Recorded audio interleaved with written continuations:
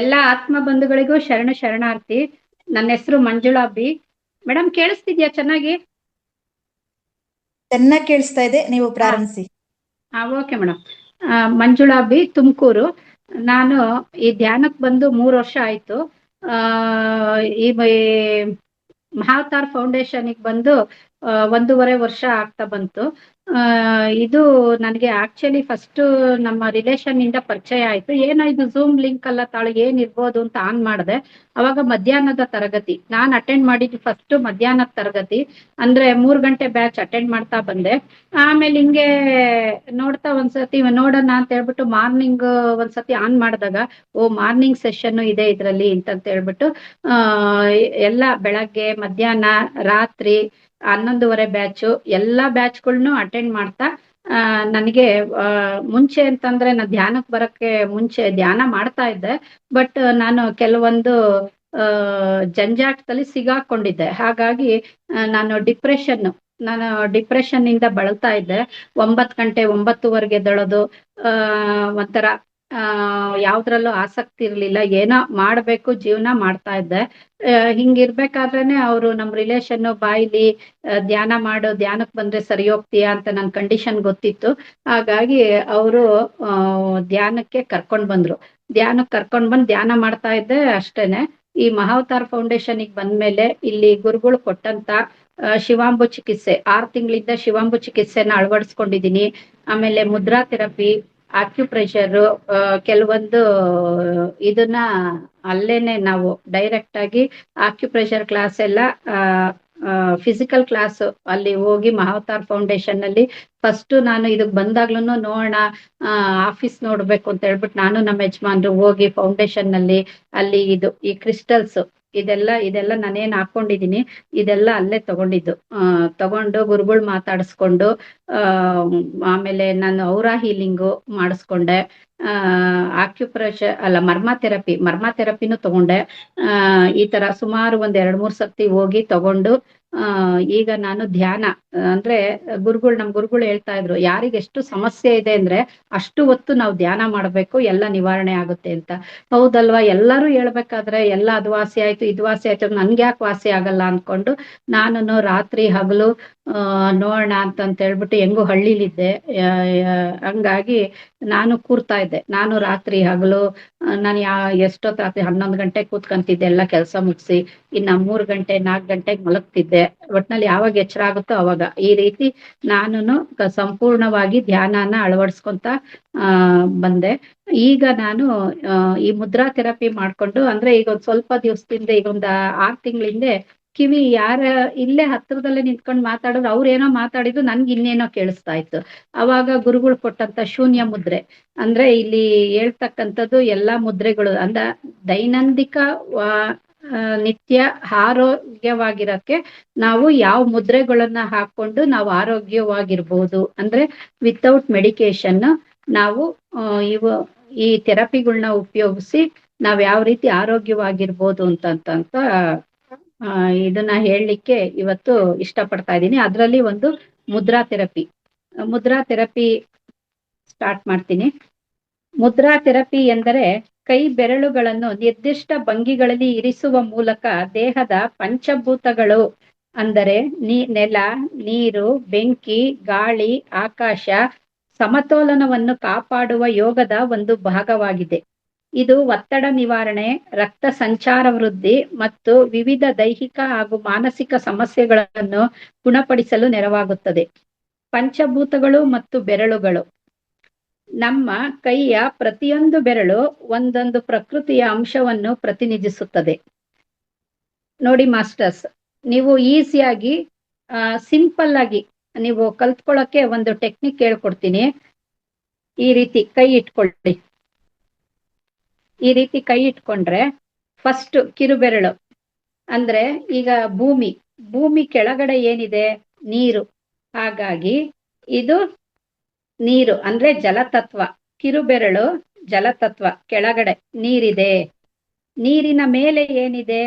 ಇದು ಭೂಮಿ ಅಂದ್ರೆ ನೆಲ, ಅಂದ್ರೆ ಭೂಮಿ ಅಂದ್ರೆ ಪೃಥ್ವಿ ತತ್ವ. ನೆಕ್ಸ್ಟ್ ಭೂಮಿ ಮೇಲ್ಗಡೆ ಏನಿದೆ? ಆಕಾಶ. ಇದು ಇದು ಆಕಾಶ ತತ್ವ. ಇದು ನೆಲ, ಅಲ್ಲ ಸಾರಿ, ಜಲ, ನೆಲ, ಆಕಾಶ. ಇದು ವಾಯು ತತ್ವ. ತೋರು ಬೆರಳು ವಾಯು ತತ್ವ. ಅಗ್ನಿ ಬೆರಳು, ಅಲ್ಲ ಹೆಬ್ಬೆಟ್ಟು ಅಗ್ನಿ ತತ್ವ. ನೋಡ್ರಿ ಸಿಂಪಲ್. ಕಿರು ಬೆರಳು ಜಲತತ್ವ, ಉಂಗುರದ ಬೆರಳು ಪೃಥ್ವಿ ತತ್ವ. ಇನ್ನ ಮಧ್ಯದ ಬೆರಳು ಆಕಾಶ ತತ್ವ, ತೋರು ಬೆರಳು ವಾಯು ತತ್ವ, ಹೆಬ್ಬೆರಳು ಅಗ್ನಿ ತತ್ವ. ಈ ತರ ಸಿಂಪಲ್ ಆಗಿ ಇದು ನಿದ್ಗಣ್ಣಲ್ಲಿ ಕೇಳಿದ್ರು ಯಾರು ಮರ್ತೋಗಲ್ಲ. ಇದನ್ನು ನಾನು ಕಲ್ತಿದ್ದು ಹುಬ್ಬಳ್ಳಿ ಧ್ಯಾನ ಯಜ್ಞದಲ್ಲಿ. ಅಲ್ಲೇ ಮುಂದ್ಗಡೆ ಕುತ್ಕೊಂಡು ತುಂಬಾ ಚೆನ್ನಾಗಿ ಹೇಳ್ಕೊಟ್ರು ಅವರು. ಮುಂಚೆ ಕನ್ಫ್ಯೂಸ್ ಆಗ್ತಿತ್ತು ಯಾವ್ಯಾವ ಬೆರಳುಗಳು ಯಾವ್ಯಾವ ತತ್ವ ಅಂತ. ಅದನ್ನ ಕೇಳಿದ್ಮೇಲೆ ನೀವ್ ಇದನ್ನ ಅಳವಡಿಸ್ಕೊಂತ ಪ್ರಾಕ್ಟೀಸ್ ಮಾಡ್ತಾ ಹೋದ್ರೆ ಬಹಳ ಈಸಿ ಆಗುತ್ತೆ ಈ ಮುದ್ರಾ ಥೆರಪಿಗೆ. ಹಾಗಾಗಿ ಈ ಮುದ್ರೆಗಳನ್ನು ಸಾಮಾನ್ಯವಾಗಿ ಪದ್ಮಾಸನ ಅಥವಾ ವಜ್ರಾಸನ ಅಥವಾ ಸುಖಾಸನದಲ್ಲಿ ಕುಳಿತು ಮಾಡಬೇಕು. ಬೆಳಗ್ಗೆ ಅಥವಾ ಸಂಜೆ ಖಾಲಿ ಹೊಟ್ಟೆಯಲ್ಲಿ ಮಾಡುವುದು ಉತ್ತಮ. ನಿಮ್ಗೆ ಒಳ್ಳೆ ರಿಸಲ್ಟ್ ಬರ್ಬೇಕು ಅಂದ್ರೆ ಖಾಲಿ ಹೊಟ್ಟೆನಲ್ಲಿ ಮಾಡೋದು ಉತ್ತಮ. ಪ್ರತಿಯೊಂದು ಮುದ್ರೆಯನ್ನು 15ರಿಂದ 30 ನಿಮಿಷಗಳ ಕಾಲ ಮಾಡಬಹುದು. ಈ ಪ್ರತಿಯೊಂದು ಮುದ್ರೆ ಆದ್ಮೇಲೆ ನಿಮ್ಗೆ ಇನ್ನೂ ಒಳ್ಳೆ ರಿಸಲ್ಟ್ ಬರ್ಬೇಕು ಅಂತಂದ್ರೆ ಪ್ರಾಣ ಮುದ್ರೆ ಮಾಡ್ಬೇಕು. ಈಗ ನೋಡೋಣ ಯಾವ್ಯಾವ ಮುದ್ರೆ ಹೇಗೆ ಮಾಡೋದು ಅಂತ ಹೇಳ್ಬಿಟ್ಟು. ಜ್ಞಾನ ಮುದ್ರೆ ಅಂತಂತಂದ್ರೆ ಇದು ಬೇಸಿಕ್ ಆಗಿ 2 ಮುದ್ರೆ, ಜ್ಞಾನ ಮುದ್ರೆ, ಪ್ರಾಣ ಮುದ್ರೆ, ಎರಡೂನು ಬೇಸಿಕ್ ಮುದ್ರೆಗಳು ಅಂತ ನಾನ್ ಅಂದ್ಕೊಂತೀನಿ. ಜ್ಞಾನ ಮುದ್ರೆ ಅಂತಂದ್ರೆ ಹೆಬ್ಬೆರಳಿನ ತುದಿ ಹಾಗೂ ತೋರು ಬೆರಳಿನ ತುದಿಗೆ ಸ್ಪರ್ಶಿಸುವುದು. ಇದು ಜ್ಞಾನ ಮುದ್ರೆ. ಹಿಂಗ್ ಮಾಡ್ಬಿಟ್ಟು ತೊಡೆ ಮೇಲೆ ಈ ರೀತಿ ಇಟ್ಕೊಂಡು ಕೂತ್ಕೊಳ್ಳೋದು. ಇದರಿಂದ ಏನು ಪ್ರಯೋಜನ ಅಂದ್ರೆ ಏಕಾಗ್ರತೆ ಹೆಚ್ಚುತ್ತದೆ, ಮಾನಸಿಕ ಒತ್ತಡ ಕಡಿಮೆಯಾಗುತ್ತದೆ. ಹಿಂಗೆ ಮಾಡೋದ್ರಿಂದ ನಮ್ಗೆ ಏಕಾಗ್ರತೆ, ಕಾನ್ಸಂಟ್ರೇಷನ್ ಹೆಚ್ಚುತ್ತೆ, ಮತ್ತೆ ಮಾನಸಿಕ ಟೆನ್ಷನ್ನು ಕಡಿಮೆಯಾಗುತ್ತೆ.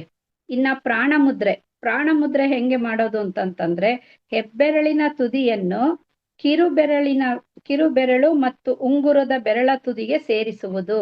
ಈ ತರ ಹೆಬ್ಬೆರಳಿನ ತುದಿಯನ್ನು ಕಿರುಬೆರಳು ಹಾಗೂ ಉಂಗುರದ ಬೆರಳಿಗೆ ಸೇರಿಸುವುದು. ಇದು ಪ್ರಾಣ ಮುದ್ರೆ ಮಾಸ್ಟರ್ಸ್. ಇದು ಪ್ರಾಣ ಮುದ್ರೆ. ಇದ್ ಮಾಡೋದ್ರಿಂದ ಏನು ಅಂದ್ರೆ ಇದು ದೇಹದ ಶಕ್ತಿಯನ್ನು ಹೆಚ್ಚಿಸಿ ರೋಗ ನಿರೋಧಕ ಶಕ್ತಿಯನ್ನು ವೃದ್ಧಿಸುತ್ತದೆ. ಇದ್ ಮಾಡೋದ್ರಿಂದ ಬಾಡಿನಲ್ಲಿ ಎನರ್ಜಿ ಲೆವೆಲ್ ಇನ್ಕ್ರೀಸ್ ಆಗುತ್ತೆ. ಆಮೇಲೆ ರೆಸಿಸ್ಟೆನ್ಸ್ ಪವರ್, ರೋಗ ನಿರೋಧಕ ಶಕ್ತಿ ಜಾಸ್ತಿ ಆಗುತ್ತೆ. ಅಕಸ್ಮಾತ್ ನಾವೇನಾದ್ರು ಧ್ಯಾನ ಮಾಡ್ಲಿಲ್ಲ ಅಂತಂದ್ರೂ ಈ ಎಲ್ಲಾರು ಜರ್ನಿನಲ್ಲಿ ಎಲ್ಲಾರು ಇದ್ರೆ ಈ ಮುದ್ರೆಗಳನ್ನ ಹಾಕೊಂಡು ಕೂತ್ಕೊಳ್ಳೋದ್ರಿಂದ ಧ್ಯಾನ ಮಾಡಿದ್ರೆ ಏನ್ ಸಿಗುತ್ತೆ ನಮ್ಗೆ ಕಾಸ್ಮಿಕ್ ಎನರ್ಜಿ. ಆ ಎನರ್ಜಿ ನಮ್ಗೆ ಈ ಮುದ್ರೆ ಹಾಕೊಂಡು ಕೂರೋದ್ರಿಂದಲೂ ನಮ್ಗೆ ಆ ಎನರ್ಜಿ ಯೂನಿವರ್ಸ್ ನಿಂದ ನಮ್ಗೆ ಸಿಗುತ್ತೆ ಮಾಸ್ಟರ್ಸ್. ಇದು ಪ್ರಾಣ ಮುದ್ರೆ. ಇನ್ನ ವಾಯು ಮುದ್ರೆ ಅಂದ್ರೆ ಎಲ್ರು ಮಂಡಿ ನೋವು ಅಂತ ಇದೀವಿ. ಈಗ ಏನಿಲ್ಲ, 40 ವರ್ಷ ಆಯ್ತು ಅಂದ್ರೆ ಮಂಡಿ ನೋವು ಸ್ಟಾರ್ಟ್ ಆಗುತ್ತೆ. ಹಾಗಾಗಿ ಈ ಮಂಡಿ ನೋವಿಗೆ ಏನ್ ಮಾಡ್ಬೇಕು ಅಂದ್ರೆ ವಾಯು ಮುದ್ರೆ ಮಾಡ್ಬೇಕು ಮಾಸ್ಟರ್ಸ್. ವಾಯು ಮುದ್ರೆ ಅಂತಂದ್ರೆ ತೋರು ಬೆರಳು ಹೆಬ್ಬೆಟ್ಟಿನ ಬುಡಕ್ಕೆ ಒತ್ತಿ ಹೆಬ್ಬೆಟ್ಟಿನಿಂದ ಅದನ್ನು ಲಘುವಾಗಿ ಒತ್ತುವುದು. ಅಂದ್ರೆ ಇದು 2ನೇ ಗೆರೆಗೆ ಇದು ಮಾಸ್ಟರ್ಸ್. ತೋರು ಬೆರಳನ್ನು ಹೆಬ್ಬೆಟ್ಟಿನ ಬುಡಕ್ಕೆ ಒತ್ತಿ ಹೆಬ್ಬೆಟ್ಟನ್ನು ಈ ತರ ಲಘುವಾಗಿ ಒತ್ತುವುದು. ಇನ್ನು ಉಳಿದ 3 ಬೆರಳು ನೇರ. ಇದು ವಾಯು ಮುದ್ರೆ. ಹಿಂಗ ಹಾಕೊಂಡು ಕೂತ್ಕೊಳ್ಳೋದ್ರಿಂದ ನಮ್ಗೆ ಮಂಡಿ ನೋವು ವಾಸಿ ಆಗುತ್ತೆ ಮಾಸ್ಟರ್ಸ್. ಇದು ಮಂಡಿ ನೋವು, ವಾಯು ಪ್ರಕೋಪ ಮತ್ತು ಕೀಲು ನೋವನ್ನು ನಿವಾರಿಸುತ್ತದೆ.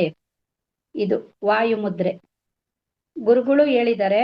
ಆಮೇಲೆ ಈ ವಾಯು ಮುದ್ರೆ ಕೆಲವೊಂದು ಮುದ್ರೆ ನಾನು ಹೇಳ್ತೀನಿ. ಅದನ್ನ ನಾನು ಮೊನ್ನೆ ತಿರುವಣ್ಣಾಮಲೆಗೆ ಹೋದಾಗ ಅಲ್ಲಿ ರಮೇಶ್ ಸರ್ ಅಂತ ಮರ್ಮಾ ಥೆರಪಿ ಕೊಯಮತ್ತೂರು ರಮೇಶ್ ಸರ್ ಹೇಳ್ಕೊಟ್ರು ಇದನ್ನ, ವಾಯು ಮುದ್ರೆ ಫಾರ್ ನೀ ಪೇನ್ ಅಂತ ಹೇಳ್ಬಿಟ್ಟು. ನೆಕ್ಸ್ಟ್ ಸೊಂಟ ನೋವು, ಬೆನ್ನು ನೋವಿಗೆ ಸೊಂಟ ನೋವಿಗೆ ಮೇರುದಂಡ ಮುದ್ರೆ ಹೆಂಗೆ ಅಂದ್ರೆ ಎಡಗೈಯಲ್ಲಿ ಚಿನ್ಮುದ್ರೆ, ಬಲಗೈಯಲ್ಲಿ ಸಿಂಪಲ್ ಮಾಸ್ಟರ್ಸ್. ಆಲ್ಟರ್ನೇಟ್ ಬೆರಳ್ಸ್ ನೋಡ್ರಿ, ಹೆಬ್ಬೆಟ್ಟು, ಮಧ್ಯದ ಬೆರಳು, ಕಿರು ಬೆರಳು. ಈ 3 ಬೆರಳು ಜೋಡಿಸೋದು, ಇನ್ನು ಉಳಿದ 2 ಬೆರಳು ನೇರ. ಇದು ಮೇರುದಂಡ ಮುದ್ರೆ. ಈಗ ಹಿಂಗೆ ಹಾಕೊಂಡು ಕೂತ್ಕೊಳ್ಳೋದ್ರಿಂದ ಬೆನ್ನು ನೋವು, ಸೊಂಟ ನೋವು ವಾಸಿ ಆಗುತ್ತದೆ. ಅಂದ್ರೆ ಎಡಗೈಯಲ್ಲಿ ಜ್ಞಾನ ಮುದ್ರೆ, ಇನ್ನ ಆ ಬಲಗೈಯಲ್ಲಿ ಹೆಬ್ಬೆಟ್ಟಿನ ತುದಿ, ಮಧ್ಯದ ಬೆರಳಿನ ತುದಿ, ಕಿರು ಬೆರಳಿನ ತುದಿ ಟಚ್ ಮಾಡಬೇಕು. ಉಳಿದ 2 ಬೆರಳು ನೇರ. ಇದು ಮೇರುದಂಡ ಮುದ್ರೆ. ಇದ್ ಮಾಡೋದ್ರಿಂದ ಬೆನ್ನು ಸೊಂಟ ನೋವು.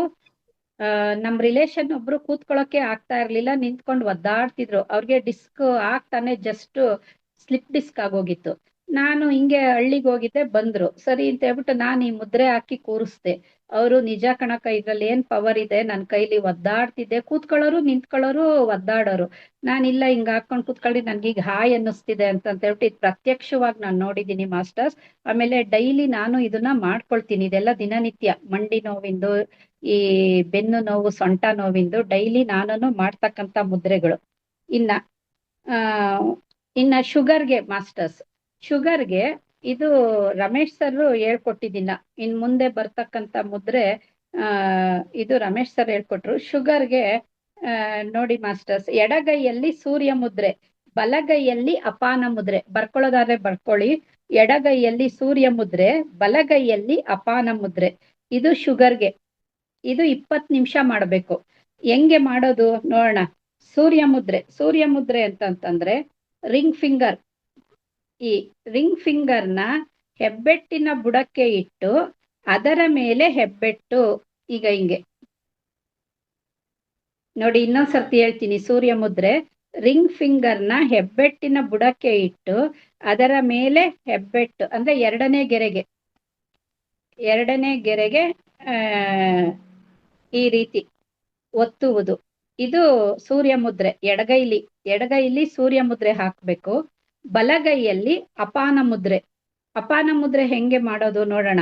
ಹೆಬ್ಬೆಟ್ಟಿನ ತುದಿ, ಮಧ್ಯದ ಬೆರಳಿನ ತುದಿ, ಆಮೇಲೆ ರಿಂಗ್ ಫಿಂಗರ್ನ ತುದಿ.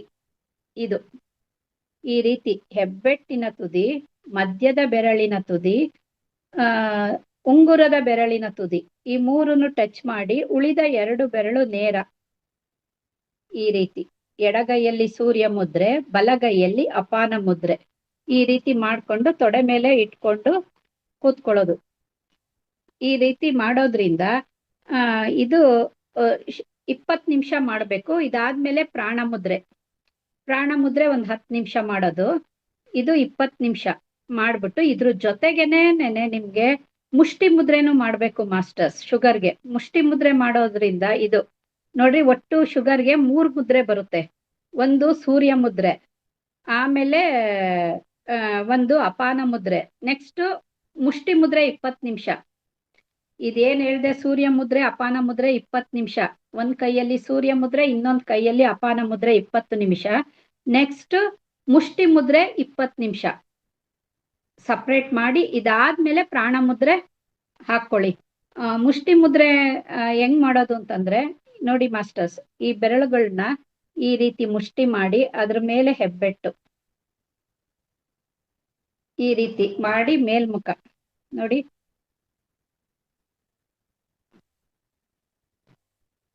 ಈ ರೀತಿ ಮಾಡಿ ತೊಡೆ ಮೇಲೆ ಇಟ್ಕೊಂಡು ಕೂತ್ಕೊಳ್ಳೋದು. ಇದು ಮುಷ್ಟಿ ಮುದ್ರೆ. ಇದು ಶುಗರ್ಗೆ ಮಾಸ್ಟರ್ಸ್. ಆಮೇಲೆ ಪೃಥ್ವಿ ಮುದ್ರಾ. ಪೃಥ್ವಿ ಮುದ್ರಿ ಮಾಡೋದ್ರಿಂದ ಏನು ಅನುಕೂಲ ಅಂತಂದ್ರೆ, ಪೃಥ್ವಿ ಮುದ್ರಿ ಮಾಡೋದ್ರಿಂದ ಗೆಟ್ಟಿಂಗ್ ವೆಯ್ಟ್, ತುಂಬಾ ಸಣ್ಣ ಇರ್ತಾರೆ ಅವ್ರು ದಪ್ಪ ಆಗ್ಬೇಕು ಅಂದ್ರೆ ಪೃಥ್ವಿ ಮುದ್ರಾ ಫಾರ್ ಗೆಟ್ಟಿಂಗ್ ವೆಯ್ಟ್. ಅಂದ್ರೆ ನಾವು ದಪ್ಪ ಆಗ್ಲಿಕ್ಕೆ ಪೃಥ್ವಿ ಮುದ್ರಾ ಮಾಡ್ಬೇಕು ಮಾಸ್ಟರ್ಸ್.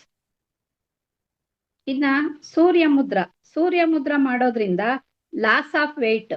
ಈಗ ಹೇಳಿದ್ನಲ್ಲ, ಸೂರ್ಯ ಮುದ್ರಾ ಅಂದ್ರೆ ಉಂಗುರದ ಬೆರಳಿನ ಮೇಲೆ ಹೆಬ್ಬೆಟ್ಟು ಈ ತರ ಬುಡಕ್ಕೆ ಇಟ್ಟು ಅದ್ರ ಮೇಲೆ ಹೆಬ್ಬೆಟ್ಟು. ಇದು ತೂಕ ಕಮ್ಮಿ ಆಗ್ಬೇಕು ಅನ್ನೋರು ಲಾಸ್ ಆಫ್ ವೆಯ್ಟ್ಗೆ ಸೂರ್ಯ ಮುದ್ರಾನ ಮಾಡ್ಬೇಕು ಮಾಸ್ಟರ್ಸ್.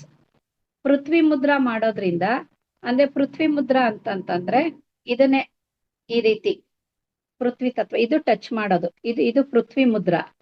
ಅದನ್ನೇ ಈ ರೀತಿ ಮಲಗಿಸಿ ಹೆಬ್ಬೆಟ್ಟಿನ ಬುಡಕ್ ಅದ್ರ ಮೇಲೆ ಹೆಬ್ಬೆಟ್ಟಿಟ್ರೆ ಇದು ಸೂರ್ಯ ಮುದ್ರಾ. ಇದು ಗೆಟಿಂಗ್ ವೆಯ್ಟ್, ಅಂದ್ರೆ ನಾವು ತೂಕ ಜಾಸ್ತಿ ಆಗೋದಕ್ಕೆ, ತುಂಬಾ ಸಣ್ಣ ಇರ್ತಾರೆ ಅವ್ರು ದಪ್ಪ ಆಗ್ಬೇಕು ಅಂತಂದ್ರೆ ಪೃಥ್ವಿ ಮುದ್ರಾ ಮಾಡ್ಬೇಕು. ಇನ್ನ ಅದೇ ಇದು ಸೂರ್ಯ ಮುದ್ರಾ. ಸೂರ್ಯ ಮುದ್ರಾ ಅಂದ್ರೆ ಉಂಗುರದ ಬೆರಳನ್ನು ಹೆಬ್ಬೆಟ್ಟಿನ ಬುಡಕ್ಕೆ ಒತ್ತಿ ಅದರ ಮೇಲೆ ಹೆಬ್ಬೆಟ್ಟು ಇರಿಸುವುದು. ಇದು ಲಾಸ್ ಆಫ್ ವೆಯ್ಟ್ಗೆ ಮಾಸ್ಟರ್ಸ್, ಲಾಸ್ ಆಫ್ ವೆಯ್ಟ್ಗೆ ಇದು. ಇನ್ನ ಆ ಇದು ಅಪಾನ ವಾಯು ಮುದ್ರಾ ಅಂದ್ರೆ ಹೃದಯ ಮುದ್ರೆ. ಯಾರಿಗೆಲ್ಲ ಹಾರ್ಟ್ ಎಲ್ಲರಿಗೂ ಚೆನ್ನಾಗಿರ್ಬೇಕಲ್ವಾ, ಹಾಗಾಗಿ ಆ ನೋಡಿ, ತೋರು ಬೆರಳನ್ನು ಹೆಬ್ಬೆಟ್ಟಿನ ಬುಡಕ್ಕೆ ಇಟ್ಟು ಈ ಮೂರು ಬೆರಳುಗಳ ಅಂದ್ರೆ ಹೆಬ್ಬೆಟ್ಟು, ಮಧ್ಯದ ಬೆರಳು, ಉಂಗುರದ ಬೆರಳು, ಈ ತುದಿಗಳನ್ನ ಸೇರಿಸುವುದು. ಕಿರುಬೆರಳು ನೇರ. ಇದು ಅಪಾನ ವಾಯು ಮುದ್ರೆ. ಏನೇ ಹಾರ್ಟ್ ಅಲ್ಲಿ ಏನೇ ತೊಂದರೆ ಇದ್ರೂ, ಯಾವುದೇ ಬ್ಲಾಕೇಜಸ್ ಇದ್ರೂ ಇದು ಅಪಾನ ವಾಯು ಮುದ್ರೆ, ಇದು ಹೃದಯ ಮುದ್ರೆ. ಇದು ತುಂಬಾ ಹೆಲ್ಪ್ ಆಗುತ್ತೆ ಮಾಸ್ಟರ್ಸ್. ಇದು ದೈನಂದಿಕ ನಾವು ಆರೋಗ್ಯವಾಗಿರ್ಬೇಕು ಅಂತಂದ್ರೆ ಕೆಲವೊಂದು ಮುದ್ರೆಗಳನ್ನ ನಾನು ಸೆಲೆಕ್ಟ್ ಮಾಡಿದ್ದೀನಿ ಮಾಸ್ಟರ್ಸ್. ಅವಕಾಶ ಕೊಟ್ಟಿದ್ದಕ್ಕಾಗಿ ಧನ್ಯವಾದಗಳು ಮಾಸ್ಟರ್ಸ್.